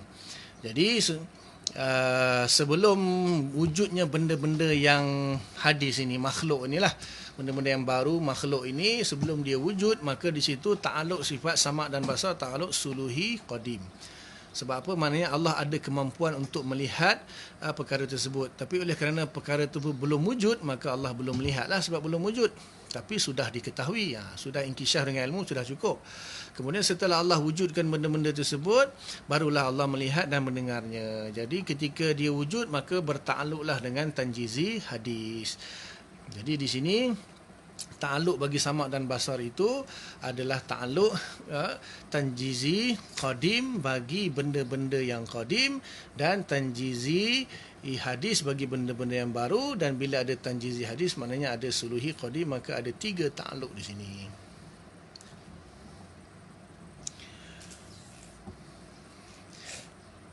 Wa amma binisbati lahu ta'ala wa sifatihi, adapun dinisbahkan kepada Allah Ta'ala dan sifat-sifatnya, fa ta'alluqun tanjiziyun qadim, iaitu ta'alluq tanjizi qadim, bermakna dengan makna anna zatahu ta'ala wa sifatahu munkashifatun lahu ta'ala azalan bisamihi wa basarihi, iaitu sesungguhnya zat dan sifat Allah Ta'ala itu sudah pun tersingkap bagi Allah Ta'ala sejak azali dengan sifat sama dan sifat basarnya. Fayasma'u ta'ala zatahu wa jami'a sifatihi al-wujudiyah, Allah Ta'ala mendengar zatnya dan keseluruhan sifat-sifatnya yang wujudi, min qudratin wa sam'in, daripada kudrah dan Wasam'in dan juga sama, wa ghairihima dan selainnya, wala na'rifu kaifiyat ta'alluqi, tapi kita tak tahulah macam mana kaifiat ta'alluq tu. Wa yabzuru ta'ala, dan Allah Ta'ala melihat zatahu wa sifatahu, zatnya dan sifat-sifatnya, al-wujudiyah yang wujud, min qudratin daripada kudrah, wa basarin wa ghairihima, contohnya lah seperti kudrah, basar dan sebagainya. La nadri kaifiyat ta'alluqi, akan tetapi kita tidak mengetahuilah kaifiat ta'alluq tersebut. Wa ma taqaddama, dan apa yang telah lalu, anna sam'a wal basara yata'allaqani bi kulli mawjudin, bertakluk dengan segala perkara, iaitu pendapat Imam Sanusi wa man tabi'ahu, dan orang ulama yang mengikutnya, huwa murajjah, itu yang ditarjihkan. Wa qila inna sam'a la yata'allaqu bil aswat, ada qil mengatakan sesungguhnya sifat sama itu tidak bertakluk melainkan dengan bunyi sahaja ataupun masmu'at, itu pendapat Imam Taftazani. Wal basar la yata'allaqu sarat, sifat basar tidak bertakluk melainkan dengan perkara yang boleh dilihat sahaja. Wasam'ullah ta'ala laisa biuzunin wala simakhin, pendengaran Allah Ta'ala bukanlah dengan telinga dan juga cuping lubang telinga. Wa basaruhu laisa bihadaqatin wala ajfanin, maka penglihatan Allah tu bukanlah dengan biji mata dan kelopak mata. Tanazzahallahu Ta'ala an zalika uluwan kabira, maha suci Allah daripada yang demikian itu. Jadi selesailah, nanti masuk sifat yang terakhir. Sifat kalam ni agak panjang perbahasan dia. Jadi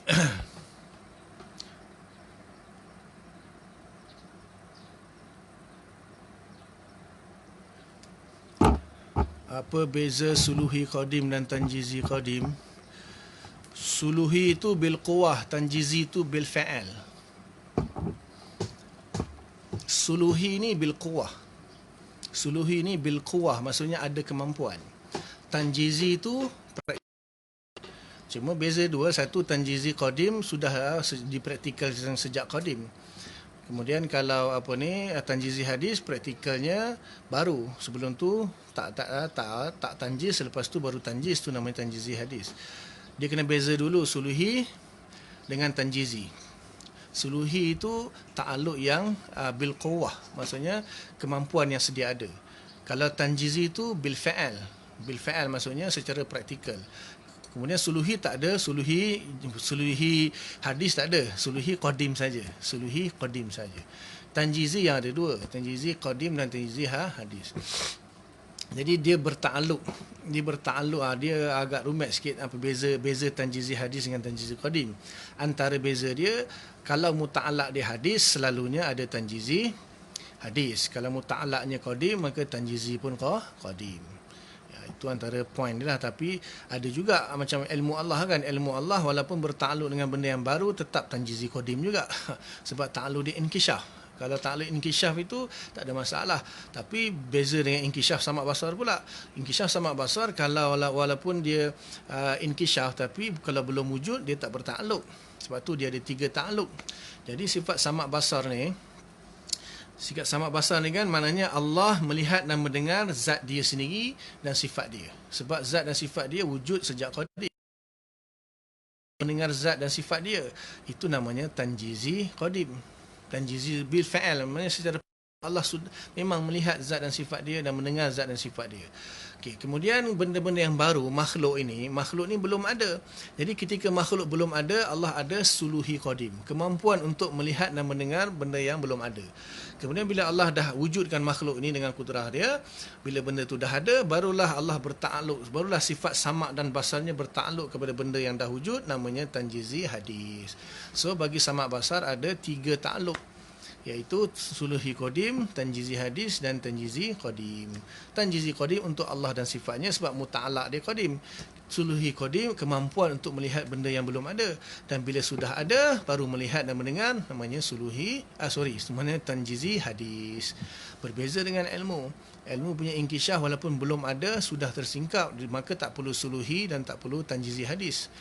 Ilmu hanya tanjizi qadim. Itu beza inkishaf ilmu dengan inkishaf sama dan basar. Bab ta'aluk ni memang susah.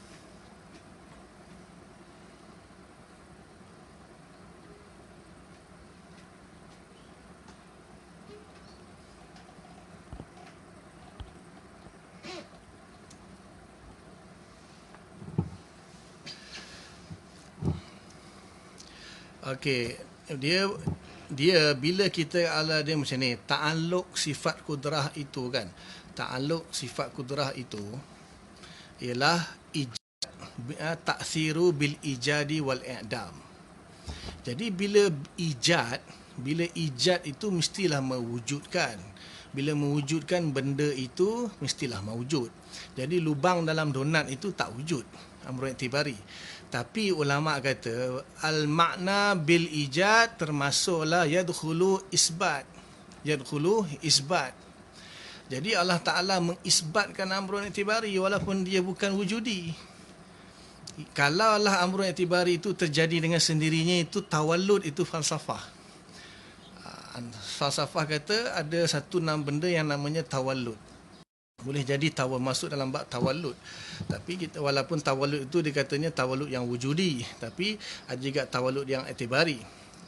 Jadi sama ada amrun i'tibari pun dia termasuk di bawah ta'alluq Allah Ta'ala juga. So tak mungkin benda tu amrun i'tibari ini dalam otak kita. Amrun i'tibari ni hanya wujud dalam otak kita. Cuma ada nisbahnya di luar sana. Dia ada nisbah, dia ada asal dia ada mansub ilahinya fil kharij tu ada. Cuma dia punya perkara tersebut dalam zihin kita. Tapi yang mencetuskan dalam zihin kita tu siapa? Kalau bukan Allah. Allahu khaliqu. Jadi Allah Ta'ala mencipta segala sesuatu itu, termasuklah syai' itu, syai' yang mawjud, yang hal, yang amrun i'tibari. Memang ada yang mengatakan bahawa, saya pernah dengar ada setengah orang pondok kata tidak bertakluk dengan amrun i'tibari. Saya ikut ulama' lah yang mengatakan ada. Saya mula pun kata kita tidak ada takluk dengan amrun i'tibari. Saya pun kata seperti itu sebelum ni. Tapi bila saya jumpa ibarat mengatakan bahawa bertakluk dengan amrun i'tibari, sebab apa? Bukan saja ijad termasuklah isbat. Maksud Allah Ta'ala punya ta'aluk kudrah itu at-ta'thiru bil ijad. Bil ijad termasuk bil isbat sekali. Jadi amrun i'tibari itu subuti. Bila amrun i'tibari itu subuti, maka siapa yang mengisbatkan dia kalau bukan Allah? Kullun min indillah, itu je umumnya kan, kullun min indillah. Jadi kalau tak setuju pun tak ada masalah lah. Saya sebab ada ibarat, bila saya jumpa ibarat saya sampaikan. Imam Al-Anbabi, Imam Bajuri, Syekh Dusuki, boleh baca lah hasyiah-hasyiah. Tak kira lah benda tu memang benda tu bukan wujudi, hanya etibar saja ke, tetap ta'aluk. Kita tak faham kaifiat ta'aluk. Berarti dia beritahu kita mana faham kaifiat ta'aluk. Cuma kita menisbahkannya semuanya kepada Allah. Tidak ada sesuatu yang boleh terkeluar daripada berta'aluk dengan sifat. Jadi kalau nak kata ta'aluk sifat ilmu, misalnya Allah mengetahui atau melihat lubang donat itu, memanglah Allah mewujudkan ke? Tak, mengisbatkan. Itu kata Imam Al-Anbabi dalam hasyiah ala Syarah Bajuri ala Mubarahin. Dan juga Imam Bajuri sendiri dalam Tahqiqul Maqam ni disebut macam tu. Saya ikut ya. Jadi kalau nak rad, ia datangkan hujah itu saja. Bawa qaul dan bawa hujah.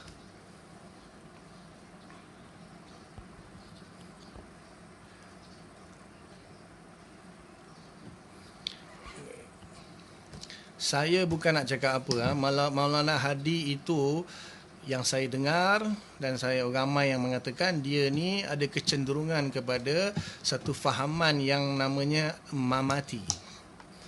Dia ada satu mamati, satu hayati. Dia punya gelaran itulah, fahaman hayati, fahaman mamati. Fahaman mamati ni cenderung kepada Wahabi. Dan memang sama bila dia belajar tauhid uluhiyah rububiyah sama biasa, maknanya sepupu Wahabi lah. Tak kira dia Maulana ke apa ke, kita tak kisah. Orang yang sehebat-hebat Ibn Taymiyah, Ibn Qayyim dan sebagainya pun, kalau dia menyalahi ahli sunnah, kita ahli sunnah, walaupun dia klaim dia ahli sunnah, dia klaim dia salafus salih, kita tak kisah. Kan, kau buatlah apa saja pun kau claim lah. Tapi kalau menyalahi apa yang Asy'ariyah Maturidiyah Ahli Sunnah wal Jamaah, kita kata pendapat itu bukan pendapat Ahli Sunnah wal Jamaah. Ya, malah Hadi jelas ramai pengikut buat daurah tafsir di Masjid Hasanah Bangi beribu pengikut, tak ada masalah. Karamiah pun ratus ribu pengikut. Bukan bererti semua pendapat dia ahli sunnah wal jamaah. Kita tak katalah langsung bukan ahli sunnah. Cuma ulama kata kalau salah satu daripada dia punya pendapat menyalahi ahli sunnah wal jamaah, khilaf yang ghairu mu'tabar, maka kita kata bukan ahli sunnah wal jamaah.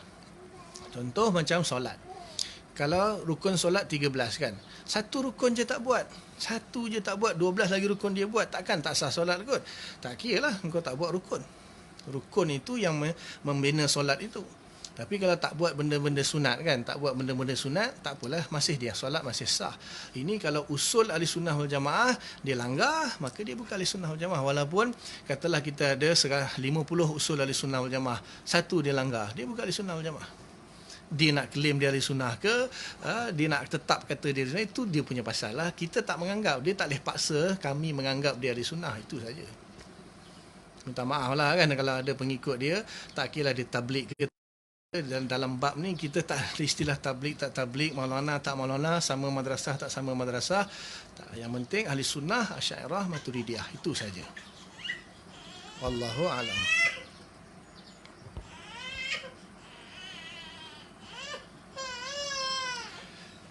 Dibeli gelar, contoh asal dibeli gelaran hayati mamati itu, dia kata Nabi mati dalam kubur. Yang ahli sunnah kata Nabi hidup dalam kubur. Mati itu matilah, hayati itu hidup.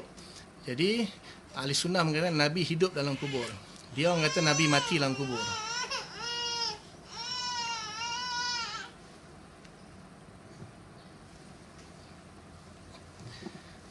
Dia pun menyebut juga.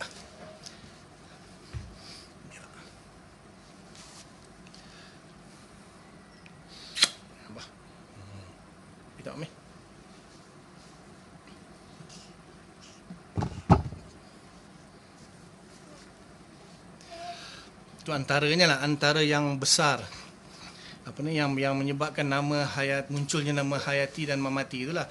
Tapi furuk-furuk daripada hasil daripada itu, maknanya tak boleh tawasul, tak boleh macam-macam lah. Itu maknanya sama macam Wahabi, itu je, sepupu Wahabi, itu je. Ajar pun tauhid 3 serangkai kan. Siapa ke? Maknanya kita dari segi, contoh saya nak beritahu. Okey, saya dari segi pemahaman, siapa yang terkeluar daripada ahli sunnah wal jamaah, Asy'ariyah, Maturidiyah, dan yang sama pahamannya dengan Asy'ariyah, Maturidiyah. Jadi jangan salah faham Jangan salah faham. Maknanya sebelum kemunculan Asy'ariyah dan Maturidiyah itu berarti bukan ahli sunnah lah. Itu kan orang tanya. Sebelum zaman kemunculan Imam Abu Hasan Asy'ari dan Maturidi, maknanya kita tahu kan awal kurun yang keempat, hujung kurun yang ketiga, dan munculnya tu awal kurun yang keempat, Imam Abu Hasan Asy'ari dengan Imam Abu Mansur Al-Maturidi. Jadi maknanya kalau sebelum tu bukan ahli sunnah lah. Jangan salah faham, sabar dulu. Jadi sebelum zaman Imam Asy'ariyah dan Imam Maturidiyah pun ada ahli sunnah wal jamaah. Selepasnya pun ada. Cuma apabila suatu mazhab itu dia masyhur, dia memperjuangkan ahli sunnah wal jamaah dengan membuat satu mazhab yang kukuh dengan manhaj yang solid, maka itulah dia ahli sunnah wal jamaah, tanpa kita menafikan sebelum dan selepas. Maksudnya selepas, maksudnya orang yang tidak ikut Asy'ariyah, tidak ikut Maturidiyah, tetapi akidah dia sama macam Asy'ariyah, Maturidiyah, dan Asy'ariyah, Maturidiyah tak ada bezanya yang diperjuangkan oleh salafus soleh, tak ada beza. Bezanya dari segi manhaj saja. Ini saya dah terangkan dalam siri-siri tu. Kalau siapa nak dengar lebih detail, dengar siri 1, 2, 3, 4, 5, 6 itu. Itu detail saya bahas dah. Jadi kita bukan kata hanya Asy'ariyah, Maturidiyah sahaja yang ahli sunnah, maknanya siapa yang sefahaman dengan dia. Jadi sebenarnya Asy'ariyah, Maturidiyah bukanlah membuat satu akidah yang baru, hanya memperjuangkan akidah ahli sunnah yang wal jamaah yang sebelum tu, akidah salafus soleh, sahabat Nabi dan sahabat yang sebelum tu, dengan pendekatan yang baru, dengan manhaj yang baru, menambah manhaj dan pendekatan saja, bukannya akidah. Akidah satu je, akidah Islam. Jadi maknanya kita, cuma masyhur ghalibnya bila satu mazhab itu masyhur, kita kata itu mazhab Ahlussunnah wal Jamaah. Contoh macam fiqh. Mazhab Ahlussunnah wal Jamaah dalam fiqh, mazhab Hanafi, mazhab Maliki, mazhab Syafi'i, mazhab Hambali. Jadi adakah selain daripada ulama-ulama sebelum kelahiran Imam Abu Hanifah, sebelum kelahiran Imam Syafi'i, Maliki, Hambali itu berarti bukan Ahlussunnah wal Jamaah? Tidak. Ini mazhab yang masyhur. Mazhab yang masyhur di dalam memperjuangkan fiqh dan akidah Ahlussunnah wal Jamaah. Kita tak nafikan selain Asy'ariyah dan Maturidiyah atau Ahlussunnah dalam akidah. Siapa yang sama bersefahaman itu Ahlussunnah wal Jamaah. Jadi kalau terkeluar maka dia bukan Ahlussunnah wal Jamaah. Tak kira siapa dia tu, Ibn Taimiyah ke, Ibn Qayyim Mulaiz ke, ataupun Maulana Hadi ke, ataupun siapa saja ke, kalau terkeluar daripada usul Ahlussunnah wal Jamaah, dia bukan Ahlussunnah wal Jamaah. Bukan bermaksud kita kata dia bukan Ahlussunnah wal Jamaah berarti dia tak sembah, dia sembah berhala dan sebagainya. Ada satu dua, kita ada usul Ahlussunnah wal Jamaah. Kalau furu' memang di antara Maturidi dan Asy'ariyah pun khilaf. Kemudian dalam Asy'ariyah sendiri pun khilaf, kan? Itu khilaf-khilaf dalam mazhab yang muktabar. Tak ada kaitan dengan akidah. Ini berkaitan dengan i'tiqad. Dia beriktikad Nabi mati dalam kubur. Kita beriktikad Nabi hidup dalam kubur. Itu beza i'tiqad. Ini bukan ini wujudnya hal ke, ini wujud itu hal ke atau amrun i'tibari. Itu bukan akidah. Itu tak ada masalah kalau khilaf. Ta'alluq sifat iradah ada tanjizi ada tanjizi hadis ke tidak, khilaf. Itu bukan akidah. Jadi yang akidah ni, itu yang beza, mungkin boleh keluar daripada Ahlussunnah wal Jamaah. Tapi dia nak claim ke, dia nak apa, nak bawa dalil 1000 dalil ke, dia nak bawa ke apa, itu terpulanglah dia. Kau mengaku utama tak kisah. Jadi akhirat di padang mahsyar kita tengok. Kita hanya setakat ni kita ikut ulama-ulama kita yang kita percaya mereka adalah Ahlussunnah wal Jamaah. Kalau menyalahi dan khilaf itu ghairu mu'tabar, bukan Ahlussunnah wal Jamaah. Dah pulanglah. Bagi tahulah kat dia. Silakan, saya terima siapa saja. Ibn Taimiyah nak datang rumah saya pun saya silakan. Bukan kita takut, bukan kita takut dan bukan kita confident berani, tak ada. Kita ada hujah. Ulama-ulama kita ada hujah. Setakat mana hujah yang kita faham, kita kemukakan. Kalau kita silap, saya betulkan. Saya memang banyak buat silap. Nak sampai ke tahap sekarang ni pun saya perlu masa dekat 10 tahun lebih. Dekat 10 tahun lebih saya nak sampai tahap macam ni. Ini mungkin lagi 10 tahun lagi mungkin saya berubah lagi, mungkin. Wallahu alam. Setakat ni apa yang saya pegang, yang saya sampaikan, itulah yang saya pegang setakat ni. Dan saya dapati ada, kalau tuan-tuan dengar 5 tahun yang lalu atau 7 tahun yang lalu saya punya kuliah mungkin berbeza dengan sekarang. Itu bermakna dah berlaku perubahan. Sama Imam Syafi'i. Imam Syafi'i ada qaul qadim, ada qaul jadid. Imam Syafi'i ada qaul qadim, ada qaul jadid. Jadi tak bermakna kalau dia buat qaul jadidnya dia jahil ketika buat qaul qadim. Tidak. Setakat itu kemampuan dia keluarkan qaul qadim. Bila datang kemampuan yang baru, dia buat qaul jadid. Dan tanpa segan-segan silu dia menukar dia punya qaul qadim dia kepada qaul jadid. Semua ulama macam tu. Jadi saya setakat mana ilmu yang Allah bagi setakat tu saya sampaikan. Mungkin sekarang ni dah lain dah. Mungkin 10 tahun lagi akan datang mungkin berubah lagi. Wallahu a'lam. Jadi saya berpegang setakat ni apa yang ilmu yang Allah bagi saya kongsikan, saya sampaikan. Mungkin ada yang tidak tepat, mungkin ada yang menyalahi muktamad, mungkin ada menyalahi rajih, tapi saya cuba nukilkan apa yang saya dapat daripada ulama. Ada kaul daripada ulama, itu saya ambil. Saya tak ada reka-reka sendiri. Saya punya pendapat dalam Ahlussunnah kita dah lengkap dah, tak perlu nak reka-reka sendiri. Yang penting kita perlu baca daripada Imam Abdul Hasan Asy'ari sampailah yang paling latest punya kitab akidah. Saya dah bahas tentang perkembangan Asy'ariyah tu daripada Imam Bosani sampai Imam Haramain, Fakhruddin Razi sampai Taftazani, Sanusi sampai sekarang. Baca semua kitab, matan, syarah, hasyiah, ta'liq, mukhtasar, risalah, baca semua dulu. Sampai habis, mutawalat pun baca semua, nukilkan saja. Ini qaul Imam Fakhruddin Razi, ini qaul dia ni ditolak oleh jumhur ulama Asy'ariyah, ini qaul Imam Sanusi ditolak oleh jumhur Asy'ariyah, ini qaul Imam Bajuri khilaf dengan jumhur Asy'ariyah. Kita bagi tahu nukil je. Kita ni nuqala bukan ulama. Kita nuqala saja, menukilkan qaul ulama saja. Ataupun mungkin kita salah faham qaul ulama itu, boleh jadi kadang-kadang sebab ibarat dalam kitab bukan mudah senang nak difahami. Kadang-kadang ulama juga berselisih di dalam memahami ibarat. Sebab apa? Kitab yang kita ada sekarang ni kitab cetakan baru. Boleh jadi makhtutat dia itu berbeza. Dan makhtutat itu maksudnya manuskrip, tulisan tangan asal pun berbeza-beza. Ada 3-4 makhtutat, 5-6 makhtutat pun ada. Orang yang mencetak kitab, mentahqiq kitab ni kadang-kadang berkandungan 1 makhtutat, kadang-kadang 3-4 makhtutat. Jadi antara makhtutat pun ada khilaf. Jadi kitab yang kita baca sekarang ni cetakan moden ini belum tentu lagi apa ni betul atau tidak. Minta penjelasan sikit tentang sejarah Ibnu Battah. Saya tak pasti Ibnu Battah tu, Ibnu Battah tu Al-Hambali, tetapi katanya Ibnu Taimiyah lah yang mempopularkan. Ibnu Taimiyah yang memperpopularkan tauhid 3 serangkai. Mungkin diambil daripada Ibnu Battah kot, wallahu taala alam. Saya tak terlalu mengkaji mendalam sangat mazhab-mazhab yang batil ni. Batil menurut saya lah. Maknanya ada poin Ibnu Battah tu, kitab dia Al-Ibanah juga. Ada kitab Al-Ibanah Ibnu Battah. Jadi saya tak beli kot. Ada kata. Ada kitab Ibanah Ibnu Battah, Ibanah Ibnu Asy'ari satu, Ibanah Ibnu Battah satu, Ibanah Al-Hambali. Itu pun dia cenderung kepada tajsim dan tashbih. Tapi yang masyhurnya yang mempopularkan tu Imam Ibnu Taimiyah lah. Nanti saya kalau tak baca, saya tak berani komen. Kecuali saya baca kitab dia, ada kitab Al-Ibanah 2 jilid tu Ibnu Battah. Saya tak ingat ada ke tak ada, saya beli ke tak beli. Kalau ada, saya sebenarnya sebelum saya khatamkan semua Asy'ariyah Maturidiyah, saya malas nak khatamkan yang lain-lain. Cuma saya kadang-kadang saya selak-selak tengok-tengok je lah, nak pastikan dakwaan tu betul ke tak betul. Saya buka kitab Ibn Taimiyah, part-part je lah, part-part tu saja. Saya tak baca sampai habis. Saya nak baca sampai habis kitab-kitab Asy'ariyah dulu. Puluh-puluh kitab, beratus kitab tak habis baca lagi. Nak baca kitab-kitab mazhab lain tu, Usul Khamsah Mu'tazilah pun saya ada. Saya selak-selak aja, tak baca sampai habis lagi.